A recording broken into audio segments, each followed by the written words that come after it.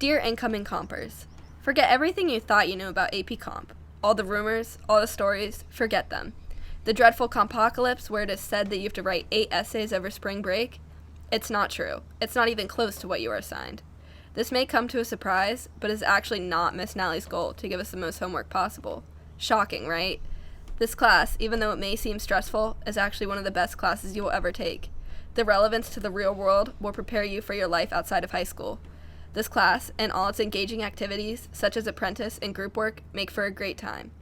All of the inside jokes, fun times, and laughs are also a huge part of what makes the comp experience memorable. As sophomores coming into AP Comp, we were nervous for what the future was going to hold, but as juniors leaving the class that taught us so much, we are so grateful for all the learning experiences we had and all the great memories we made. Our junior year wouldn't have been the same without AP Comp, and here's why. Apprentice Tasks have been the highlight of class this year. They have consisted of tasks and activities that have brought together members of the class to work hard, striving to win the task. They consist of 3 teams, the Minions, made up of members from the 2 other teams that have been fired. The other 2 are in the game and have a greater chance of winning, depending on the amount of effort they put into the task.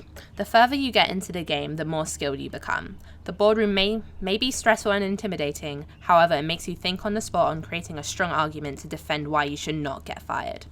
We have fun tasks like the one with the Friendsgiving, where we bought in food for Thanksgiving and performed our skits, and afterwards we ate with our fellow teammates.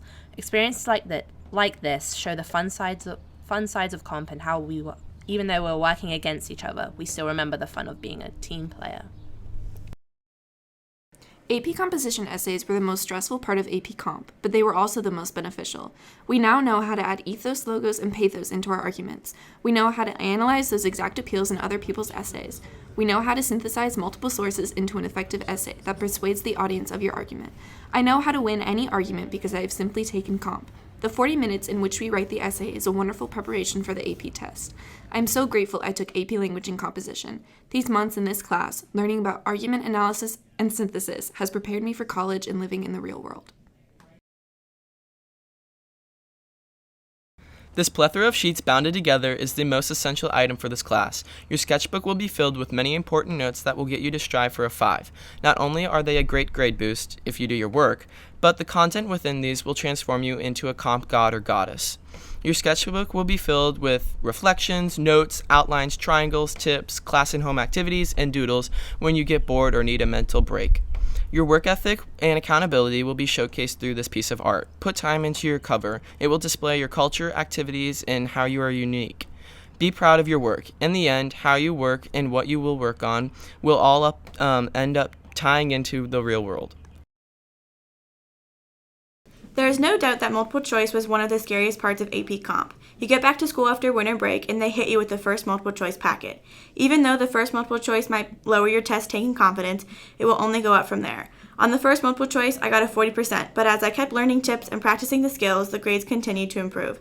By the time I was walking into the AP test, I felt like I could conquer the multiple choice section. Without the initial struggle, the end would have never been so successful.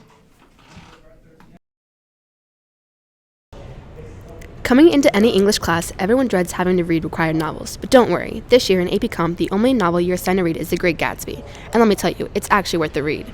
As an American classic, I enjoyed getting to go home every night and dive into a new chapter. Take your close reading seriously and allow yourself to practice deeper analysis skills that are going to not only be essential for the AP exam, but college in general. You know how on the first day of school the teachers tell you to keep all your materials, keep your syllabus, and then you go home and throw it all away? Well, here in AP Comp, we suggest not doing that with your rhetoric packet. When Miss Nally says we will use the rhetorical terms for the rest of the year, she's not kidding. We wish she was, but she's not. It is in everything. Even in these messages we are showing to you, I suggest really, truly learning these terms, not learning them. You will use them in every assignment you do in this class, even when you don't know it. From the first week you get them to every apprentice you take on, every essay you write, and even your final apprentice spring semester. Rhetoric will be in all of these things, and eventually you'll see it everywhere you go. The faster you master it, the better off you'll be. AP Comp comes with a lot of work and responsibility, but you can get through it. We will need to manage our time wisely. In my experience, it's best to start with comp homework so you have more brain power and time to finish. When you're writing or taking a quiz, really any kind of assignment, don't focus on your grade. Focus on learning and improving your skills, and your grade will improve with you. It is possible to get an A, but you'll have to work for it. Stay positive and you will succeed.